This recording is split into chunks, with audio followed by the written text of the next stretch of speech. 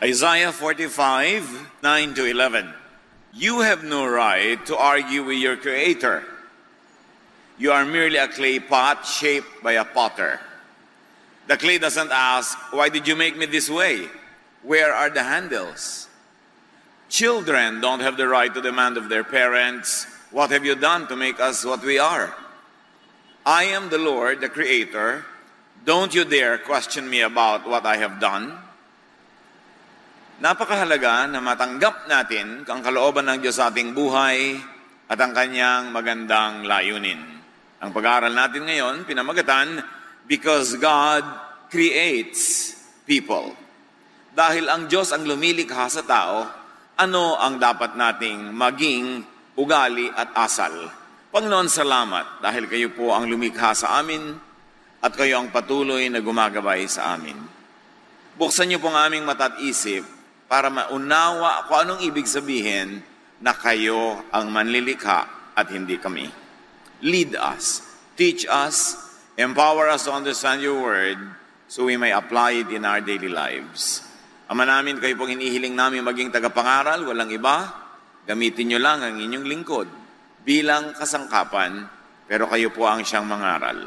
Lead us, teach us in the name of Jesus, your Son, our Lord, our Savior and friend. Psalm 139, 13 to 16. You are the one who put me together inside my mother's body. And I praise you because of the wonderful way you created me. Everything you do is marvelous. Of this, I have no doubt. Nothing about me is hidden from you. I was secretly woven together deep in the earth below. But with your own eyes, you saw my body being formed. Napakalalim ng pagkaunawa ng psalmist, ng umawit na ito, sa kahulugan na ang Diyos ang lumikha sa Kanya. Sabi niya, kayo ang lumikha sa akin, kayo ang bumuo ng aking pagkatao, nung pamang ako'y dahan-dahang nabubuo sa sinapupunan ng aking ina. At dahil lahat ng inyong ginagawa ay napakaganda, wala akong kaduda-duda. Wala namang nalihim tungkol sa akin o ako'y nililikha kasi kayo ang lumikha sa akin. Nakita nyo at kayo ang gumawa ng lahat ng ginagawa sa akin. So not anyone else, but God is the one who creates people. God lang ang creator. Satan is a destroyer, a thief, but not a creator. God lang ang lumilikha ng lahat ng nilikha. God creates and therefore knows. God knows and therefore accepts people for who or what they are. And this is how God made them. Sapagkat ang Diyos ang lumikha sa lahat ng tao, Diyos din ang nakakakilala sa lahat ng tao. Kaya Diyos din ang kauna-unahang nagmamahal at tumatanggap sa lahat ng tao dahil siya ang lumikha sa kanila. God creates people wonderfully. Everything God does is marvelous. Ang paglikha daw ng Diyos sa tao ay kamangha-mangha. Ang nilikha niya at produkto ng paglikha ay kamangha-mangha. Kaya lahat ng ginagawa ng Diyos ay kahanga-hanga. At kung ito ang sinasabi ng salita ng Diyos, sino tayo para magsabing hindi kahanga-hanga ang iba? Sino tayo para magsabing mali ang pagkakalikha sa iba? Dapat nating suriin kung ano ang pamantayang ating ginagamit, anong standards ang ina-apply natin, bakit hindi tayo nagagandahan sa iba? Samantalang Diyos ang may likha at ang lahat ng likha niya may angking kagandahan. So either tayo ang mali o ang Diyos ang mali pag napapangitan tayo at namamalian sa mga nilikha niya. At siyempre wala naman dapat contest yan. Alam nating laging tama ang Diyos. So pagdudahan natin ang ating mga sarili kapag hindi tayo nagagandahan sa kanyang creation. Dahil Diyos ang lumikha at pag Diyos ang lumikha, maganda ang nilikha. If it is God who creates people, wonderfully, then we should respect, appreciate, and even celebrate the Creator and the creation.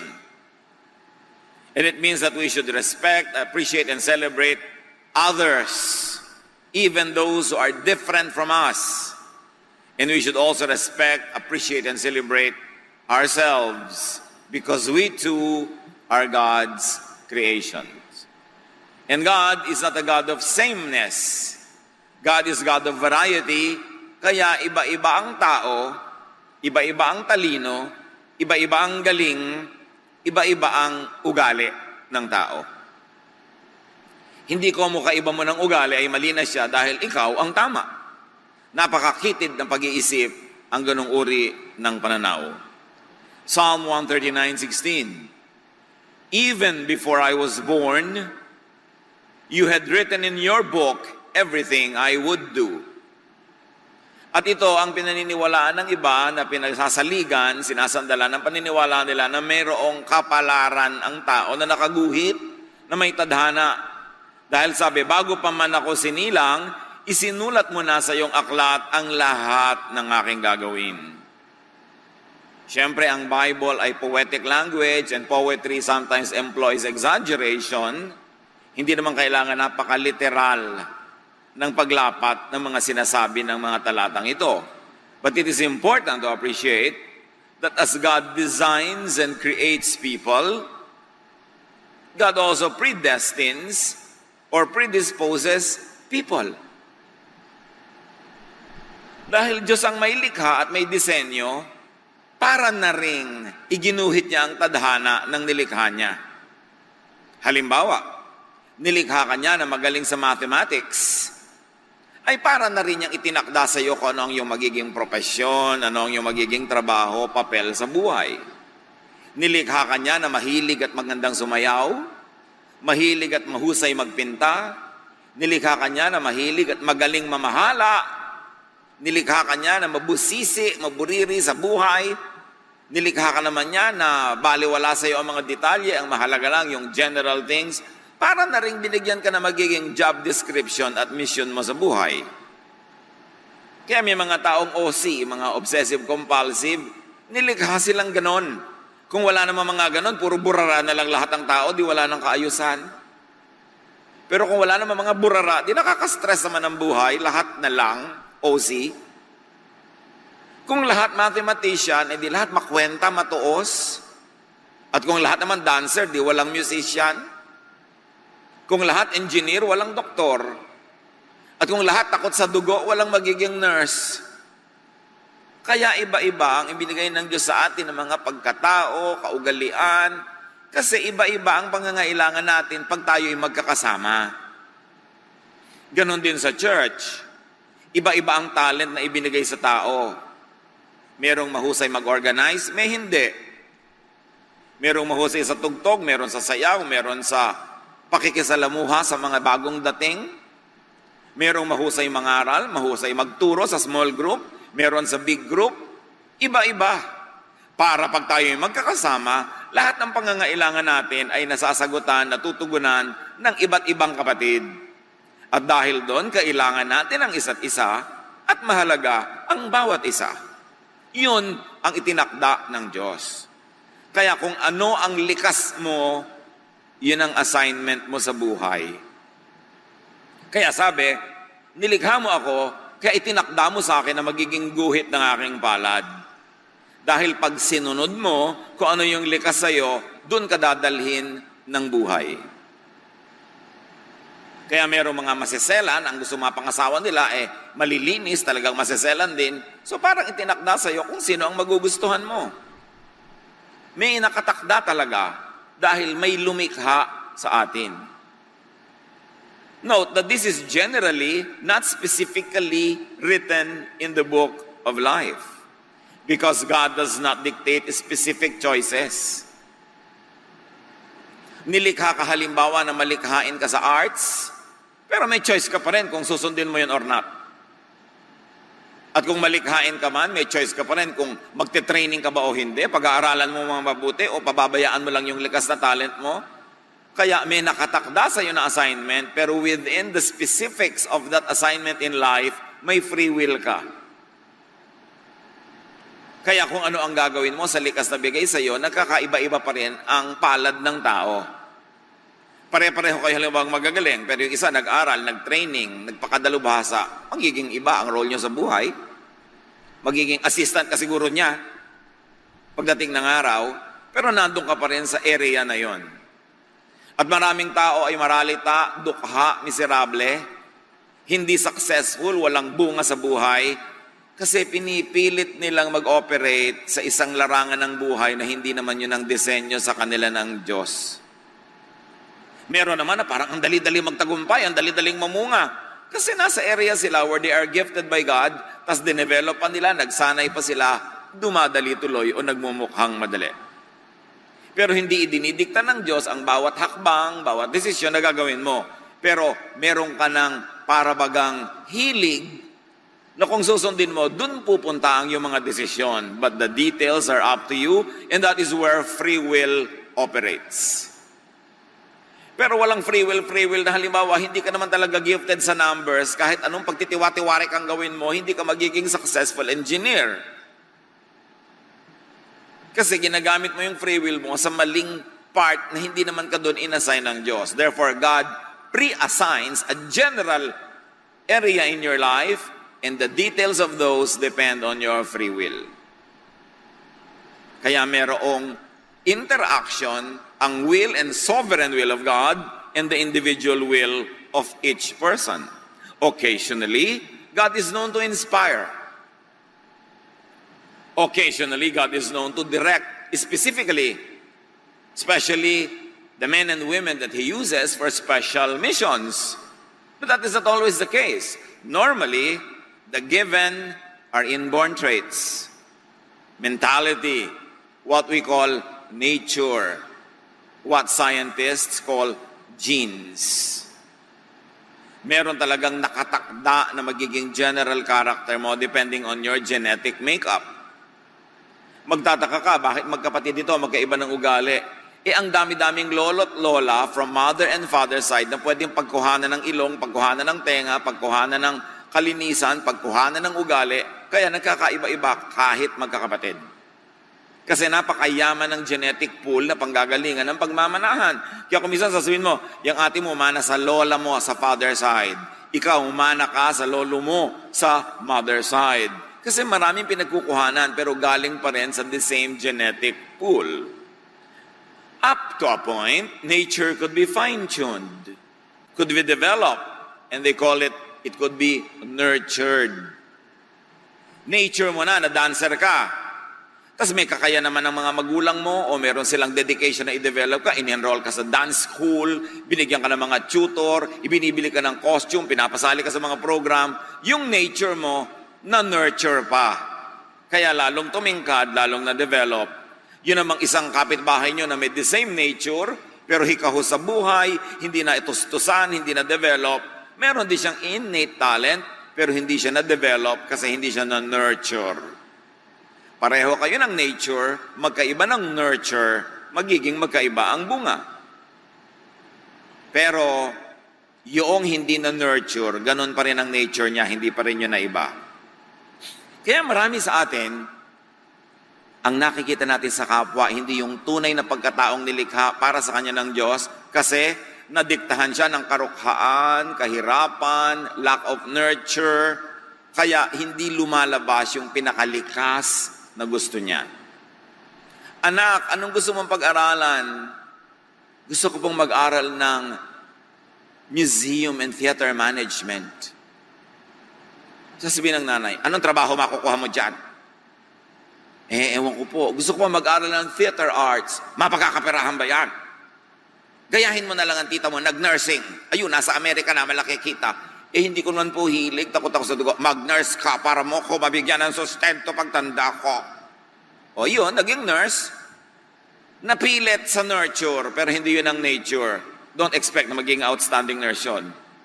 Napilit din, pero hindi yun ang likas. Gano sa atin karami ang napilitan lang sa napagsidlan natin sa buhay. Kaya kalaban natin mga kapatid ang kahirapan. Kasi kumisan dahil sa kahirapan, ang inuuna natin economic survival, not the human development. Hindi yung pamumukadkad at pamumulaklak ng tunay na pagkatao, kasi survival at ilalagay sa sikmura ang inuuna natin dahil sa pangangailangan. You cannot be what you were not designed to be. Tulad ng ang orchid ay hindi pwedeng maging cactus. Katulad ng ang isdang tabang ay hindi pwedeng mag-survive sa maalat na dagat.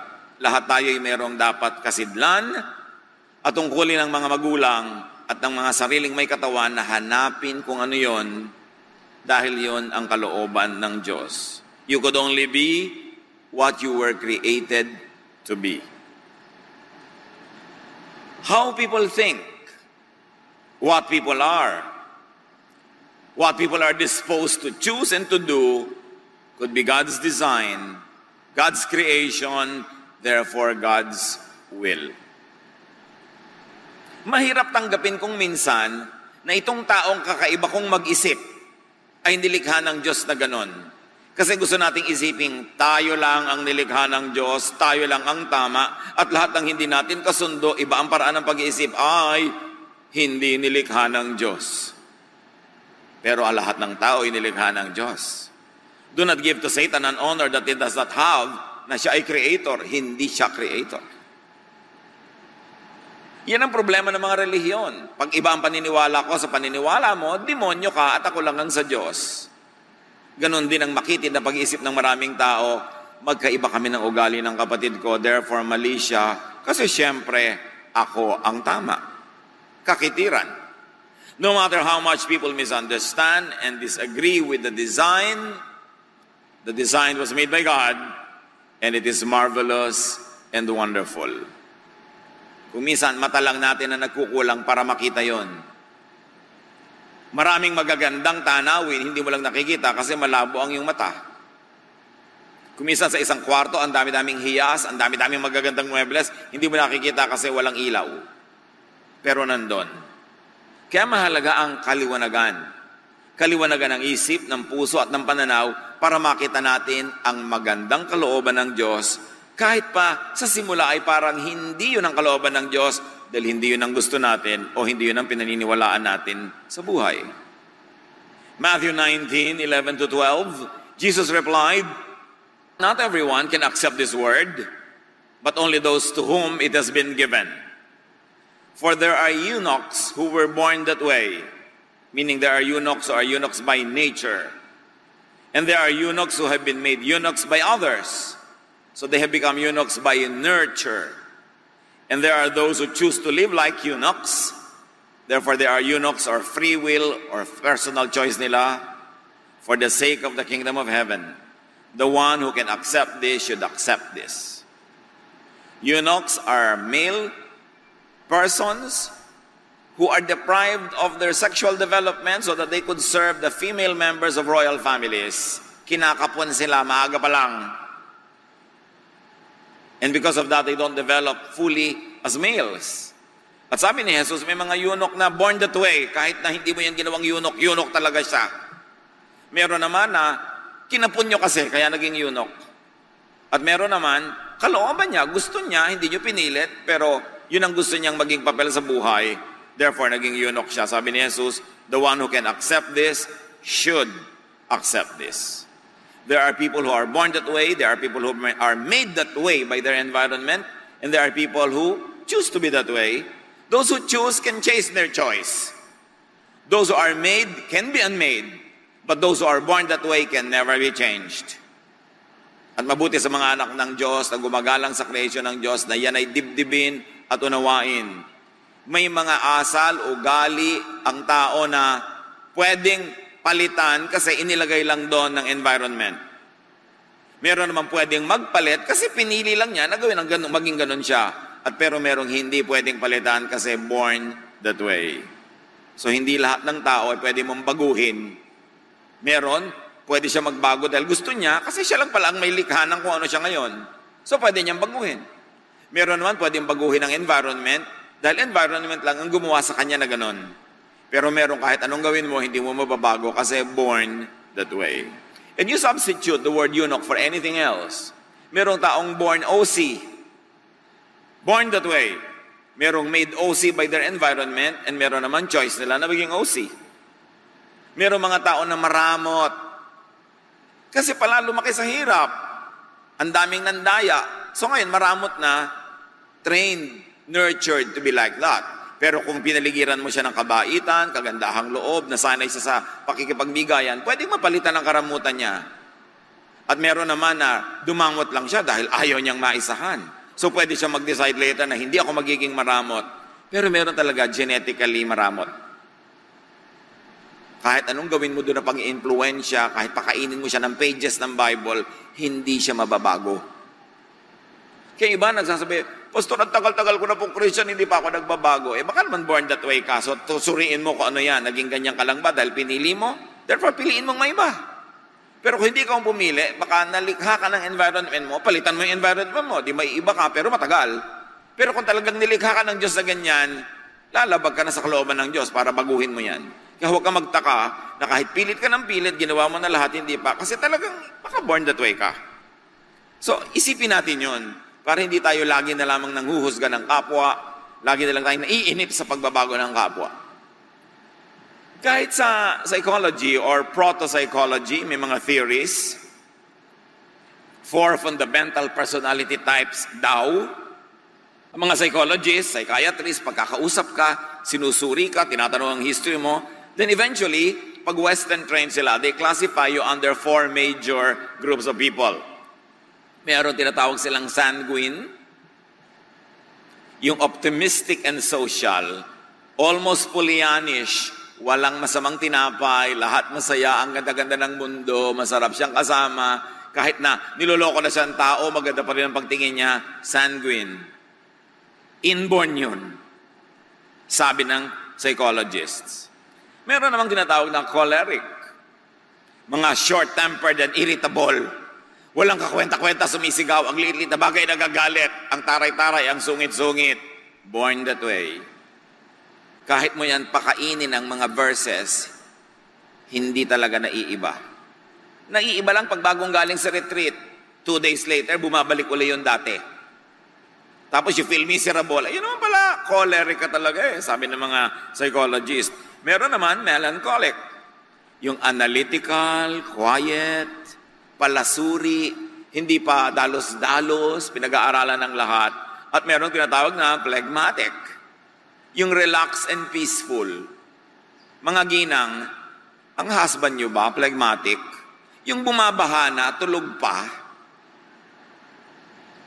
May mga anak ba kayo na kumikidlat-kidlat na, relax, nagkakasunog na, text pa ng text, nangunguyakoy pa, galit na galit ka dahil ikaw tense na siya, relax na relax. Phlegmatic ang tawag ng mga psychologists doon. Kahit mo siya tawasin, sunugin, kuryentihin, relax siya talaga. Born that way. And there are people who are not really just clearly phlegmatic or choleric or etc. because most formulations include the possibility of mixtures of the types. Kaya kumisan, halo-halo yun sa isang tao, depende lang kung alin yung dominant. Nature plus nurture plus choice. Kaya complex ang tao. Meron naman na talagang sobrang relax, pero pag lagi mong ninanag, kumikilos din. Pero pag hindi ka na nagnag, relax na naman. Kasi naghahalo-halo yung nurture, yung environment, at yung nature. Ano ang ibig sabihin yan, mga kapatid? That we should not judge or demonize. We should not change. And all the more, we should not reject people for their created, predetermined nature. Hindi mo dapat husgahan ng tao pag ganon siya. Hindi mo dapat masamain ang kanyang pagkatao. At lalo namang huwag mong gawing misyon sa buhay na baguhin siya. At lalong huwag mo siyang itatwa, itakwil, dahil lang ayaw mo sa kanyang personality at magkaiba kayo. Sabi sa Jeremiah 13:23, can people change the color of their skin? Or can a leopard remove its spots? Siyempre, nung sinulat yung verse, wala pa mga dermatologist. Pero ang ibig sabihin lang na ito, hindi mo kayang baguhin ang iyong inborn nature. Hindi mo kayang baguhin ang iyong kapwa, hindi mo kayang baguhin maging ang iyong sarili kung yun ang inborn nature. Kaya maraming tao na de-depress, nagpapakamatay, nabibigo, may mga mag-asawang naghihiwalay, may mga anak na itinatakwil ang sariling magulang kasi hindi nila matanggap ang iyong nature. Gusto ka nilang baguhin. Gusto ka lagi nilang maiba ayon sa kanilang gusto para sa iyo at hindi nila isinasaalang-alang kung ano yung likas mo. At nililimot nila na ikaw man ay likha ng Diyos. Anong kinalaman ni Jesus sa lahat ng usaping ito? Jesus is the perfect revelation of God's truth and kindness. Walang nauna kay Jesus at walang sumunod kay Jesus na sing tapat, sing tama ang pangangatawan sa Diyos, kundi si Jesus lang. Kung ang Diyos ay magsusuot ng katawan, si Jesus yun. Kung ang Diyos ay magpapakita sa tao, si Jesus yun. At kung may ituturo ang Diyos, yung teachings ni Jesus yun. Walang iba. John 1:14, the Word became a human being and lived here with us. We saw His true glory, the glory of the only Son of the Father. From Him, all the kindness and all the truth of God have come down to us. Ang berbo daw, si Jesus ay naging tao at sa pamamagitan niya, ang lahat ng kabaitan at kabutihan at katotohanan ng Diyos sa langit ay bumaba sa atin. Ibig sabihin, wala ni sino mang nakapagbaba nun bago si Jesus. At wala nang sino pang makapagbababa nun matapos ang ministry ni Jesus. Si Jesus ang siyang kabuuan ng katotohanan tungkol sa kabutihan ng Ama. Hindi yung mga religious teachings before Jesus na kontra sa turo ni Jesus. Meron namang hindi kontra, di sang-ayon. Pero hindi lahat ng itinuro ng relihiyon bago dumating si Jesus ay tama. Kasi kung tama lahat yon, bakit pa ipapadala si Jesus? Kung ang lahat ng kabutihan at katotohanan ng Ama ay naibunyag na sa relihiyon ng Israel, ba't pa ipapadala si Jesus? Redundant. Pagsasayang ng pagod at dugo. Bakit pa itutuwid ang tuwid? Bakit paliliwanagan ang maliwanag? Ba't itatama ang tama? Pero ipinadala si Jesus dahil may baluktot na dapat ituwid, may mali na dapat itama, may dilim na dapat tapunan ng liwanag. That's why in Jesus, all the kindness and all the truth of God that did not come through religion have come down to us through His person. Kaya napakahalaga ni Jesus. Jesus was sent to represent and to present God correctly. Ibig sabihin, merong incorrect at merong mga misrepresentations ang religion, kaya dapat ipadala pa si Jesus para ituwid yun. At lahat ng baluktot at likunon, sila yung nagalit kay Jesus dahil ayaw nilang maituwid. Ayaw nilang maitama, kaya pinatay nila si Jesus. So may mga maling elemento, maging ang mga dating paniniwala ng mga Israelita na itinutuwid ni Jesus, kaya tayo mga Kristiyano dapat nakabase sa turo ni Kristo ang pamantayan natin sa buhay. Hindi ang mga pamantayan ng mga Israelita na maraming itinuwid ni Jesus. Kasi baluktot. At anong kaugnayan ni Jesus sa pinag-uusapan natin, how people are created? Do not judge or demonize. Do not change. Do not reject people that Jesus does not reject.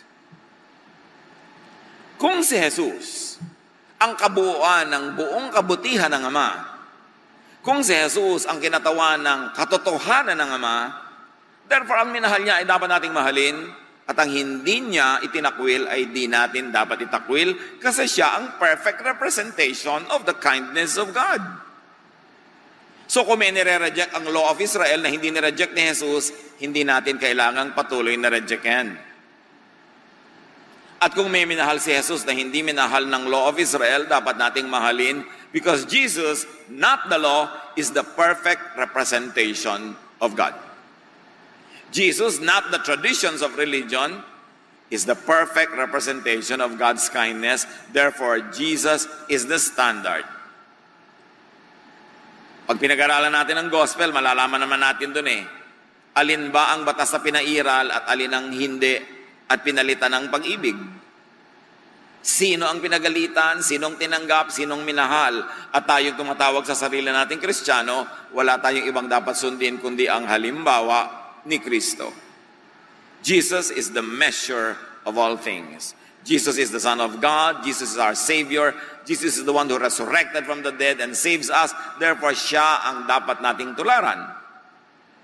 Don't force people to live outside of their God-given design or nature, because Jesus did not do that. Forcing people to be what they are not breaks people's hearts and personalities. It also breaks relationships, and it could also break God's design. Mga magulang, meron ba kayong itinatakwil na anak dahil hindi nyo gusto ang kanyang pagkatao? Bakit kayo ba lumikha sa tao na yan? Diyos ang lumikha dyan, ipinagkatiwala lang sa atin para ating mahalin at palakihin. At ang mga magulang ang kauna-unahang merong ministry to accept their children. Kung ang sariling magulang magtatakwil sa anak, sino pa nga asahan nating tatanggap sa kanya? Husband and wife. Kung kayo ang magre-reject sa ugali ng husband o wife nyo, sino pang tatanggap? Kayo ang magkabiyak. Huwag kayo magpapakasal kanino man na inaasahan yung mababago siya ng inyong pag-ibig. Hindi mangyayari yon. Pag nagpakasal kayo kanino man, dapat tanggapin nyo siya dahil sa inyong pag-ibig sa kanya. Hindi dahil pipilitin nyo siyang dahil mahal niya kayo, dapat siyang magbago according to your specifications. Kung kayo'y may asawa na, pag-aralan ninyong ma-appreciate at mamahal, maging ang ugali niyang sa simula'y ayaw nyo. Huwag niyong paggurin ang sarili niyo at ang inyong asawa para siya magbago according to what you like, kasi wala namang nagtatagumpay sa pagpapabago sa asawa. Meron ba? Bakit nananatili ang mag-asawang magkasama? Hindi dahil nabago ko siya according to my wishes, kundi dahil tinanggap ko siya. At hindi dahil hindi siya nagkakamali, kundi dahil pinapatawad ko pag nagkakamali siya. This is the way of Jesus. The way of rejection is the way of the Pharisees. Sarili mong magulang, itatatwa mo dahil ayaw mo ng kanyang ugali, hindi mo gusto yung kanyang asal. Bakit ikaw ba lumikha sa kanya? Yun ang ministry ng pamilya, tanggapin ang bawat isa. Mahalin. Meron man kayong disagreement, kahit nga sa sarili natin, may disagreement tayo. Di ba? Kung minsan din, nagdadalawang isip tayo, nagdadalawang loob. Magkaiba rin ang gusto ng sarili nating isip. Kaya ang mahalaga, dibdibin natin kung anong ibig sabihin na maging Kristiyano. Ang Kristiyano, minamahal, tinatanggap ang kapwa, at ipinapasa Diyos kung paano madedevelop ang kapwang ito. But remember, the development is still within the natural personality. Nag-i-improve lang siya within the same department, pero hindi siya pwedeng lumipat ng department ng personality according to how he or she was born. It is important. Psalm 139, 1-5, sa pagpapatuloy. God, you have looked deep enough into my heart, and you know all about me. You know when I am resting or when I am working. And from heaven you discover my thoughts. You notice everything I do and everywhere I go. Before I even speak a word, you know what I will say. And with your powerful arm, you protect me from every side. Sabi niya, Diyos ko, kilalang-kilala niyo ko. Pagkalalim-lalim ng pagkakakilala niyo sa akin, iniisip ko pa lang alam niyo na. At bago bumukas ang bibig ko, alam niyo na sasabihin ko. You know why? Because God designed you. Because God made you. And you are wonderful. Your son, your daughter is wonderful. Your husband, your wife is wonderful. Your mother, your father is wonderful. Because God created us all. Ang mission natin, hindi baguhin ang mga tao para mag-swak sa gusto natin. Ang mission natin ay baguhin ang pag-iisip natin para makita natin ang ganda ng bawat tao. Siguro hindi natin makikita ang buong personality niya, 100 maganda. Hanapin niyo kung alin yung nagagandahan kayo at yun ang titigan. Yun ang palakihin. Yung tama, hindi yung mali. Yung gusto nyo, hindi yung ayaw. Kasi tuwing papalakihin natin yung ayaw natin, malalayo ang ating loob, mamaya maghihiwa-hiwalay na tayo sa buhay, at kahit magpapalit-palit kayo ng kasama buong buhay, tatanda na lang at kakamatayan nyo na wala pa rin kayong nakasundo. Napakahalaga yung importanteng turo ni Jesus to love and accept people. And if ever there will be changes in their lives, and there should be, because we grow from glory to glory, let God be the agent of that change, not us. Hindi yun na ipipilit, hindi na igigiit. Nangyayari yun kung may pagbabago sa loob ng puso ng tao at spirito lang ng Diyos ang nakakagawa nun. God does not even change people. Bakit? If God changes people, di kasalanan niya yung mga ibang hindi nag-change. Kaya pas ginabi mong binago ako ng Diyos. Talaga? Ba't yung iba hindi binago ng Diyos? Di kasalanan ng Diyos, hindi niya binago yun. Nagbabago tayo pag nagkakaroon tayo ng kaliwanagan. Pagkaunawa, nagkakaroon tayo ng desisyon to improve our ways. But you cannot change your inborn nature. You can only change what was nurtured in you. What you learn, you can unlearn.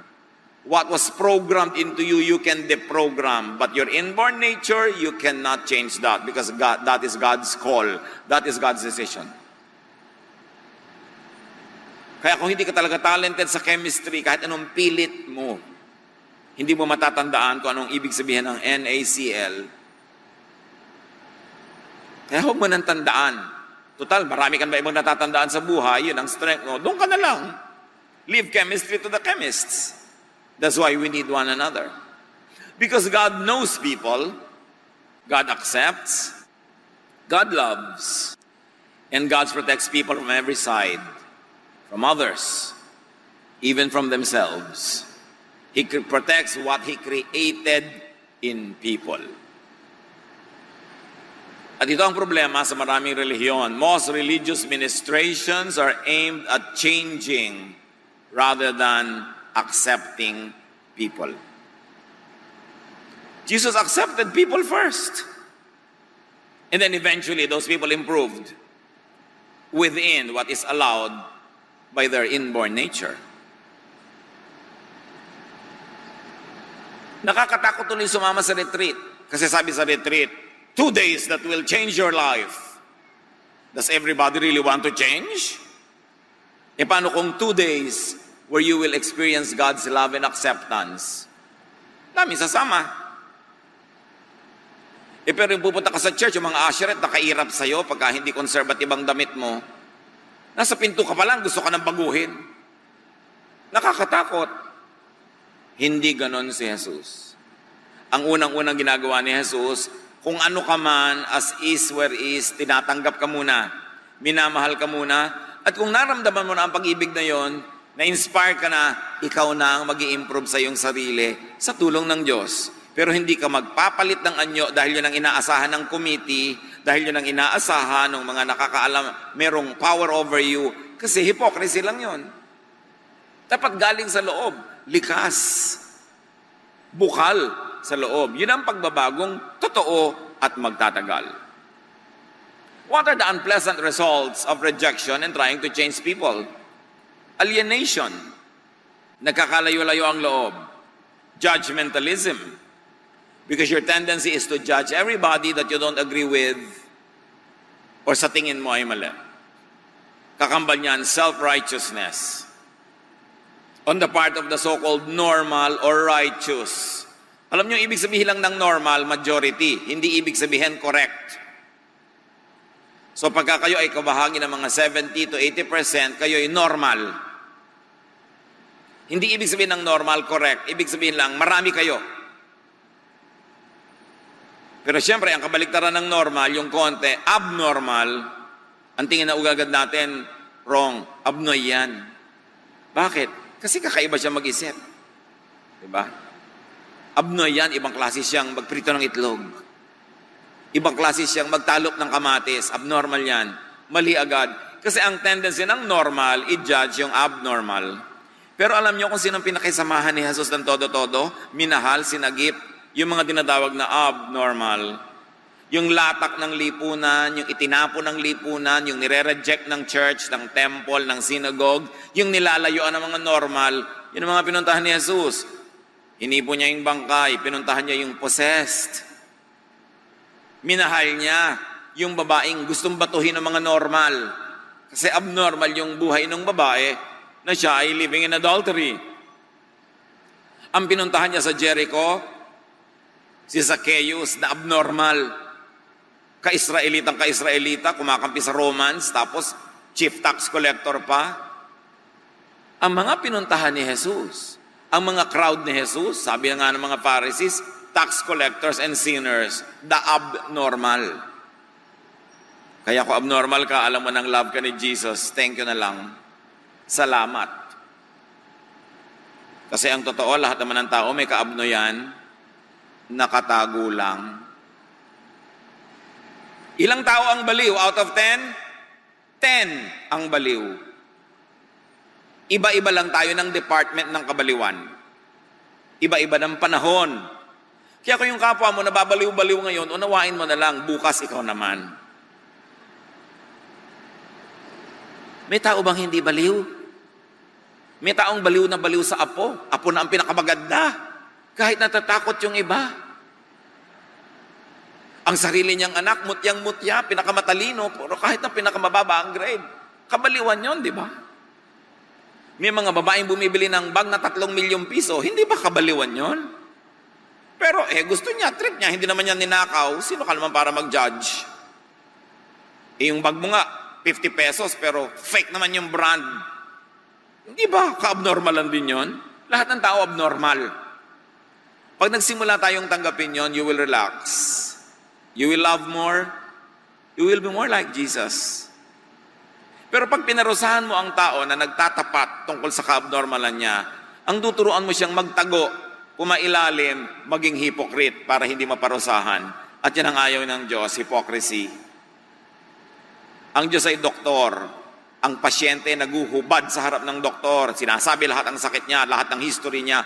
Kasi pag hindi ka naging totoo, paano ka gagamutin? At sa atin din, kung itinatago natin lahat ng ating mga bakaho, ang ating mga kahinaan, ang ating mga kabaliwan, paano ka mamiministeran?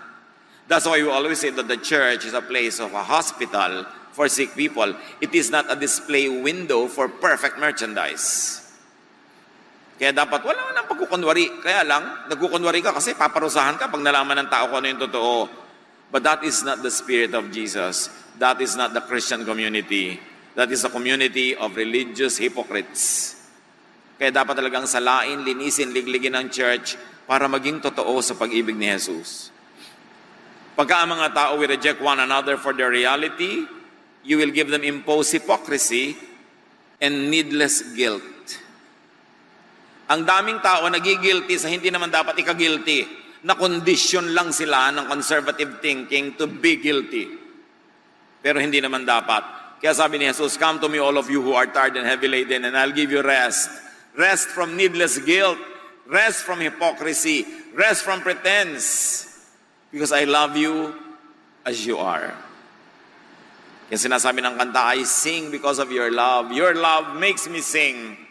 Pag na-realize natin ang pag-ibig ni Jesus, na siya palang pagpapakita ng pag-ibig ng Diyos, mapapakanta ka talaga. Dahil napakabait ng Diyos, nakakalungkot lang, misrepresented by religions. Ang ipinapakita ng religion, mabagsik, magagalitin ng Diyos, laging may hawak na sibat na kidlat, papatabaan ka tuwing magkakamali ka, paparusahan ka tuwing nagkakamali ka. Hindi yon ang ipinakilala ni Jesus, at si Jesus ang tunay na kinatawan ng Diyos. Dapat natin kilalanin ng Ama sa pamamagitan ni Jesus. Yung rejection sa church, nangyayari rin sa family, nangyayari sa society. Yun din ang bunga, alienation, frustration, separation, needless pain. Ang daming sakit na hindi naman dapat nadarama, ang daming hirap ng loob, ang daming dalamhati na hindi naman kailangan. Jesus loves people unconditionally and accepts them first. Then He teaches and empowers them to change for the better within the framework of their natural, inborn reality within the framework of how God created them. So when you have a personal relationship with Jesus, unang-una tatanggapin ka niya anuman. Pagkatapos, pag nadama mo ang kanyang pag-ibig, at napag-aralan mo ang kanyang mga turo at salita, hindi na mga Pharisees, dahil magiging miserable ka lang lalo. Pag nadama mo at naunawa ang pag-ibig ni Jesus, gagaan ang iyong loob, at kusa ka nang magbabago sa iyong sarili para yung natutunang maling habits ma-unlearn. Yung mali at negative na effects ng nurture ay makorek. Pero hindi mo mababago ang iyong inborn nature kasi Diyos ang may lagay nun. The wise and godly person will change what he can and will accept what he cannot. Then tatahimik ang iyong buhay. Because God created us all in His image, find a facet of God's image, find the wonder in each creature. At yan ang ating number 1 assignment. Kung may asawa ka, hanapin mo yung magagandang facets niya at yung mga aspeto niya na hindi ka nagagandahan, magpaturo ka sa Diyos na makita kung ba't maganda yon. At kung hindi ka pa rin makumbinsing maganda yon, tanggapin mo na rin at manahimik ka para payapa ang inyong buhay at pahalagahan mo sa Kanya yung gusto mo at yung ayaw mo, ilagay mo na lang sa may mga likod-likod, gilid-gilid. Huwag na lang laging yun ang yung tingnan kasi hindi mo naman mapapalitan yon. Kung minsan yung iba, nagpapalit pa ng asawa para lang madiskubre na yes, yung gusto kong magandang ugali, nasa ipinalit ko, pero may pangit din pala siyang ugali na hindi ko pa alam nung araw. Ngayon, alam ko na. So, palit ka ng palit buong buhay. Find and accept others. And that is what it means to have world peace. Accept yourself and have inner peace. Kaya nung dumating si Jesus, nagbaba ng mga anghel, ang kanta nila, Peace on Earth. Magkakaroon ng peace on earth, goodwill to men, pag ang turo ni Jesus ang pinairal. Thank God for His wonderful creation. At mag-iiwan ako ng tanong, could you be rejecting someone or yourself? Forcing someone or yourself to change beyond your God-designed nature? You will only fail. And you will make everyone else around you miserable. So do a Jesus. Accept and love people. Accept and love yourself. Change for the better.